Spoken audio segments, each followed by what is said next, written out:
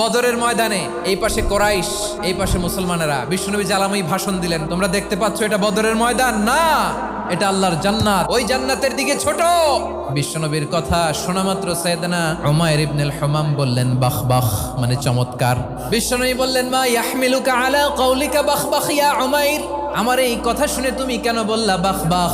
ইয়া রাসূলুল্লাহ, আপনার এই কথা শুনে আমি বড্ড খুশি হয়েছি, আর আমি প্রত্যাশা করছি আমি যদি ওই জান্নাতের মালিক হতে পারি তাহলে কতই না ভালো হতো। সুবহানাল্লাহ বলেন। বিশ্বনবী বললেন উমাইর আনতা মিন আহলিহা, তুমি ওই জান্নাতের অধিবাসী, তুমি জান্নাতি। উমাইর চিন্তা করলেন আমি জান্নাতি, নবীর মুখ দিয়ে যখন বেরোইছে ওই জান্নাতে তো আমার ঢুকতেই হবে, কিন্তু হাতে 3টা খেজুর খেয়ে যদি জিহাদের ময়দানে যাই তাহলে জান্নাতে যেতে তো দেরি হয়ে যাবে। এই চিন্তা আসা মাত্রই খেজুর 3টাকে তিনি ছুঁড়ে মারলেন, তলোয়ার বের করে আল্লাহু আকবার বলে বদরের ময়দানে ঝাঁপিয়ে পড়লেন। আল্লাহর শত্রুদেরকে কচুকাটা করে এক পর্যায়ে শাহাদাতের সুধা পেয়ে নিজেও জান্নাতি হয়ে গেলেন। পড়েন সুবহানাল্লাহ।